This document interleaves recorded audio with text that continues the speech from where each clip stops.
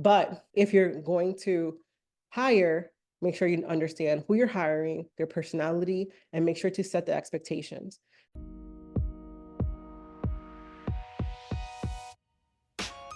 Hello, welcome to Monetizing Mompreneurs podcast, where I take you behind the scenes with industry leaders, entrepreneurs, moms, working professionals, and amazing people pursuing their passions and going for their dreams. And I'm your host, Linda Mendable. Hey, Biz Bestie. Okay, let's talk about hiring help. So I'm going to tell you my experiences from hiring professionals. When it comes to hiring help, I'm going to tell you my experiences from hiring help and what's helped me, my failures in hiring help, and my successes when hiring help. And first of all, I'm going to tell you like this. It's hard. For me, it was very difficult finding the right people and learning to communicate and learning what areas I needed help in. I am a pretty organized person, and that has definitely helped me in my business. Number one, you're going to have to look at your strengths and weaknesses, and you're going to really have to write down your processes. I think the first thing that you got to do is write the steps, create videos of the workflows that you do on a day-to-day basis, and especially the parts that you want to outsource. First, decide on what work needs your attention, what can you pass on, what don't you like to do, and what you have to do. Have two separate lists. Have a list of tasks that needs to accomplish in the businesses, and have a list of tasks that you are the one that needs to get those done. Because there are tasks that only you can do. And what are those tasks, right? And then decide what area are the tasks that you really need to outsource. Is it your email? Is it customer service? Is it your social media? Are you going to launch a podcast and you need an editor? What does that look like? Are you doing a project and maybe you need an on project basis type of help? So decide on what area, what are the tasks, make sure you have the steps, and make sure you have the videos on showing and demonstrating the steps so you don't have to repeat it each and every single time. Then have it kind of like in a one location. It could be a Google Doc, a Drive, or it could be in a system like ClickUp or even Trello or even Asana and these other tools that are out there that you can organize your work. Now, once you have that completed, then you're ready to onboard someone. And when you're ready to onboard, you have to really decide on what's going to move the needle forward in your business. That's what I would recommend in looking back on really the areas that I needed help with and deciding on what tasks to hand off, because I think that's the hardest part. So decide on what areas that you know absolutely necessary for your time for you to do. And then decide on what are the tasks that you've been wanting to do that moves the needle forward, but you just can't do it because you're doing other things. And then kind of like hire for those specific reasons. So now you understand what areas that you need to hire. You understand what type of person perhaps that you need to hire and onboard. And then you're going to write kind of like a job description. So write down exactly your expectations on this particular person and who you want to work with. And then once you do that, I would definitely recommend asking for a referral. It is so hard and it's so difficult to kind of like just put a job post when you're a small business owner and it's you, maybe you're a solopreneur or you and have another teammate or something like that. Finding someone kind of like in a job post. That part, I don't 100% recommend that area. Well, for me, I haven't had great successes there, but I have gotten great successes of people that do follow me and reach out to me. And, and then we discuss what it looks like working together. I had great successes there. They like the brand, they like what I'm doing. I like them. I like the things that they're doing. We jive. Boom, instant connection. And I have had amazing results there. Now, where another area had a great results is from asking other entrepreneurs, like, do they know someone that is a VA? Or do they know someone that does this particular job and that you're looking for someone? Wonderful, wonderful resources. They send you wonderful people, which I am so happy that that's the way that I'm going from now on, because it's so difficult finding the right people. A lot of the clients that I do receive do come on referral. So build out your referral network. I would definitely say that, because people that I notice that when you get referrals, those are people that are amazing to work with. So whether you are referred to or people are referring you is just a win-win for everybody involved, even the people that referred. You get what I'm saying? Because no one's going to refer someone that had a bad experience with them.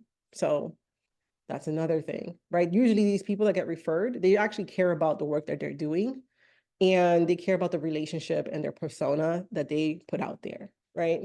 And that's what business is about. It's about relationship with the people you work with, and relationships with your clients and customers.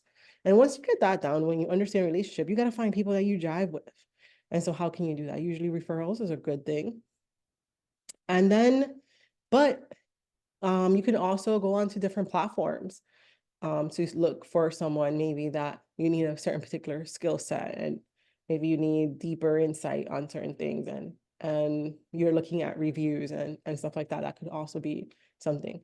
But if you're going to hire, make sure you understand who you're hiring, their personality, and make sure to set the expectations. Make sure to also set like what you deem important and what you deem kind of like it's not so important. Like we can, yeah, it's important, but for instance, for example, one of the things that's really important to me when it comes to my business is communication. I had one time a VA, she understood that I did not, take email, very well, because it took me sometimes 24 to 72 hours to respond to emails because I'm not in my inbox every day. Currently I am, but at the time I was not in my inbox like that. And that's one of the reasons why I onboarded her on. And there was a task that needed to be done, and we communicate via Voxer. And we were communicating via Voxer a lot of the tasks that were getting done within the business, right? Boom, an emergency pops up. And instead of Voxering me, and I think this could be kind of like maybe she was embarrassed or something like that, or she dropped the ball. Instead of Voxering me, she sent me an email. I didn't take it too well, and I did point it out, but of course, I'm not gonna be like, super mean and everything like that. I was like, hey, I did kind of talk my head off a little bit, like, hey, you do understand that email is not the best way to communicate. We have Voxer, can you please? But I had to come in a really stern way, like, hey, this is kind of like unacceptable moving forward. I didn't say those particular words, but you get what I'm saying? Like it felt weird for me because I had to be quote unquote bossy, right? Oh my gosh. I do not like feeling bossy. I do not like feeling mean, direct, or to the point. And that's one of my personality traits that I understand now when I sit down with a potential person to work with. I am upfront, especially the one that is working with me on a day-to-day basis. I am now very upfront with expectations. And I think that was kind of like my wrong in the beginning of my journey, is not setting expectations and learning on the fly.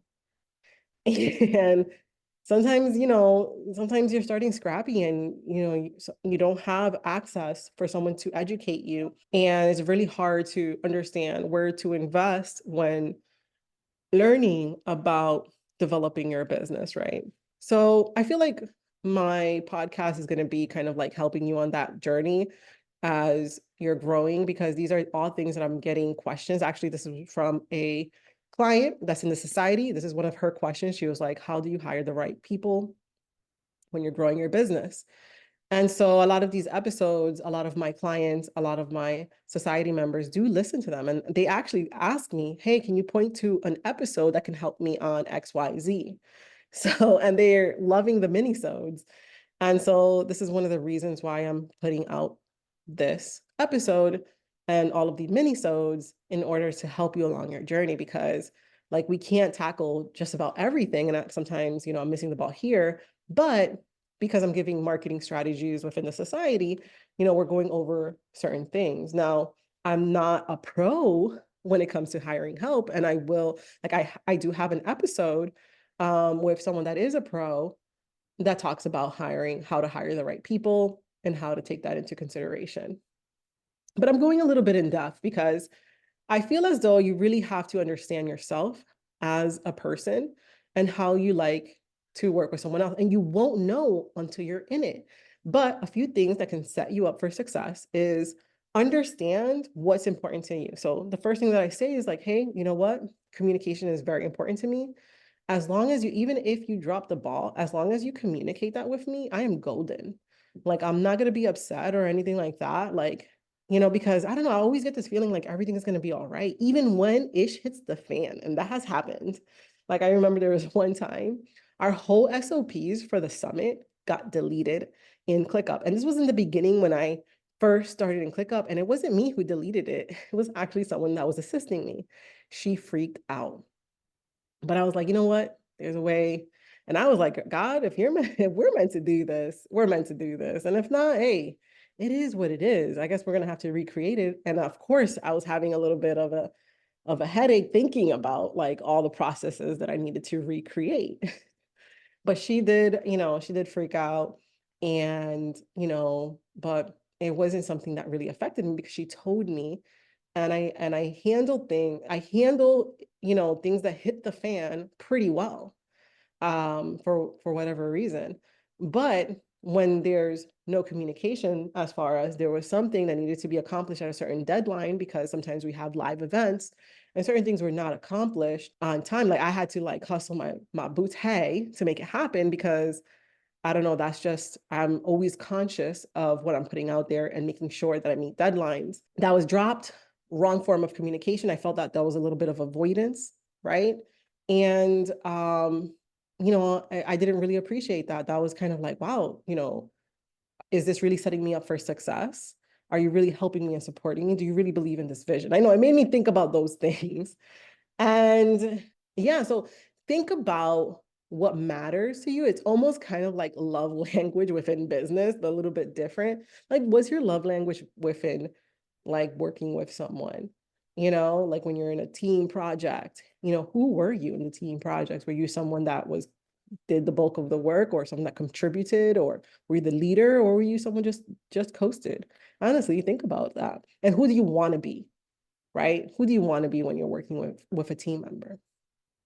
So for me, I used to not put on the things I'm working on, but I started doing that because I wanted my team members to know, like, hey, I'm like, I have these, XYZ items I need to work on, but I'm also working on all of this other item. So you understand that even though that you're working on this, I'm also working on other things, and we're working together on bringing something to life. Now, I'm still learning, of course, on how to approach a working relationship, but I will say I feel a lot more confident now than I ever did in the beginning, because like I said, I just recently onboarded someone. I went through all the different scenarios that I did not like and what I do appreciate. I set my expectations. I understood, where they were at, and if, and I acknowledge where they were at. And I also said, what's important to me are deadlines, communication. And if the ball is dropped, now we have something for that. This is what you do, and then you Voxer me. And it's basically putting that task on urgent, tagging me, and letting me know that, hey, I cannot get to this. It's not realistic, the timeline, or an emergency happened and I can't get to it, right? Thank you so much for tuning in. If you have a chance, stop by the website at lindamendable.com and join us over at Monetizing Mompreneurs Facebook group. I just want to say again, thank you for listening. Thank you for listening. Thank you for listening.